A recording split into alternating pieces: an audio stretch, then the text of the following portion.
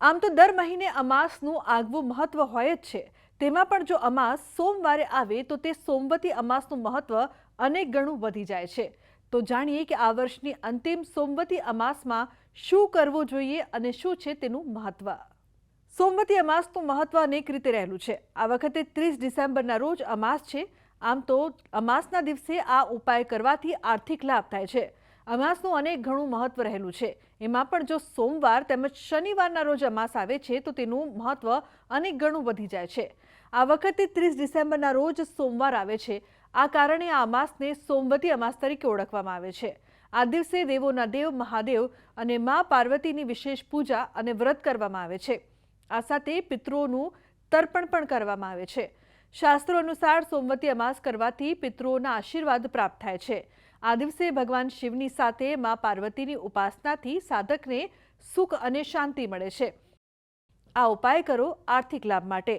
જ્યોતિષ શાસ્ત્રમાં આ દિવસને લઈને અનેક નિયમો છે જેનું પાલન આવશ્યક છે। આ દિવસે ભગવાન શિવના મહામૃત્યુંજય મંત્ર જાપ કરવા જોઈએ। આ દિવસે ભગવાન શિવને અભિષેક કરવાથી વિશેષ લાભ મળે છે। આ ઉપાય તમે કરો છો તો આર્થિક તંગી દૂર થઈ જાય છે।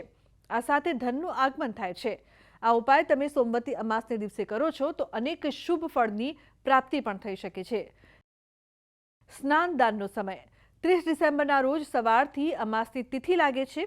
આ કારણે 30 ડિસેમ્બરના રોજ દિવસભર સ્નાન દાન કરો। આ દિવસે તમે કોઈ પણ વસ્તુનું દાન કરો છો તો તે શુભ માનવામાં આવે છે। તમારી શક્તિ પ્રમાણે તમે દાન કરી શકો છો। આ સાથે તમે પીપળાના વૃક્ષને કાચું દૂધ, જળ, હળદર અને ચોખા અર્પિત કરો। છેલ્લે હાથ જોડીને પરિવારની સુખ સમૃદ્ધિ અને શાંતિ માટે પ્રાર્થના કરો। પૂજામાં સાચી શ્રદ્ધા અને આસ્થા રાખો। નકારાત્મક વિચારોથી દૂર રહો અને બીજાની ભલાઈનો સંકલ્પ કરો। સોમવતી અમાવસ 30 ડિસેમ્બરે પડે છે।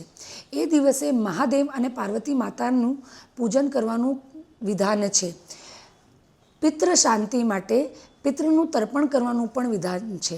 સવારે ઉઠીને નાહી ધોઈને સ્વચ્છ કપડાં પહેરીને મંદિર જવું અને શિવલિંગનું અભિષેક કરવું ખૂબ જ મહત્ત્વનું છે।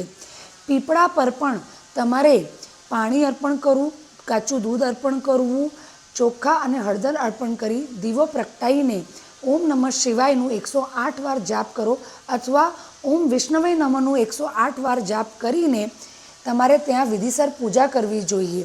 એ દિવસે પૂજા કરવાથી તમારું પિતૃનું પણ શાંતિ મળે છે અને દેવોની પણ વિશેષ કૃપા તમારા ઉપર થાય છે। તો આજના અમારા આ અહેવાલમાં બસ આટલું। ફરી મળીશું એક નવી અને મહત્વપૂર્ણ જાણકારીની સાથે, પરંતુ આ વિડીયોને આપ ખાસ લાઈક કરજો અને વધુમાં વધુ શેર કરજો। નમસ્કાર।